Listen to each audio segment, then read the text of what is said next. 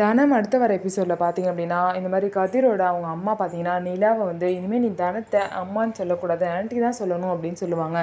ஆனால் நிலா பார்த்தீங்கன்னா, என்னாலலாம் அப்படி கூப்பிட முடியாது, அம்மான்னு தான் கூப்பிடுவேன்னு சொல்லிட்டு போயிடுவாங்க.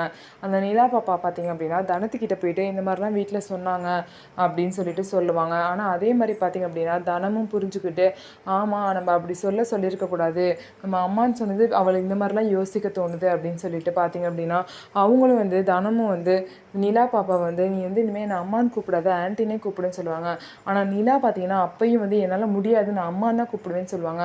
உடனே தனம் பார்த்தீங்க அப்படின்னா கதிர் வீட்டுக்கு வந்து அவங்க அம்மா கிட்டே பேசுவாங்க. நீங்கள் வந்து நிலாவை இந்த மாதிரிலாம் சொல்லியிருக்கீங்க, அதெல்லாம் எனக்கு நல்லாவே புரியுதுமா, நானும் நிலாவை அம்மான்னு சொல்லியிருக்கக்கூடாது, அது எனக்கு இப்போ தான் புரியுது.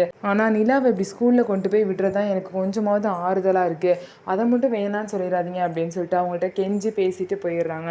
இதுக்கப்புறம் கதிரோட தங்கச்சி வந்து அவங்க அம்மா கிட்ட சொல்கிறாங்க, இந்த மாதிரி பார்த்தியா நீ எந்த அளவுக்கு நீங்கள் பேசுனது அவங்களுக்கு வந்து காயப்பட்டுருந்துச்சுன்னா இந்த மாதிரி அவங்க வீடு வரைக்கும் வந்து பேசிட்டு போயிருப்பாங்க, எதுக்காகமா இந்த மாதிரிலாம் நடந்துக்கிறேன்னு சொல்லிட்டு அவங்க அம்மாவை திட்டுவாங்க. இது எல்லாம் மீறி தனமும் கதிரும் எப்படி கல்யாணம் பண்ணி அவங்க 2 பேரும் வாழ்க்கையில் சேர்ந்து நிலா பாப்பாவை சந்தோஷப்படுத்த போகிறாங்க அப்படிங்கிறத பொறுத்திருந்து பார்க்கலாம். நம்ம வீடியோ உங்களுக்கு பிடிச்சிருந்தா நம்ம வீடியோவை லைக் பண்ணிக்கோங்க, மறக்காமல் நம்மளோட சேனலை சப்ஸ்கிரைப் அண்ட் ஹைப் பண்ணிவிட்டு பாருங்கள்.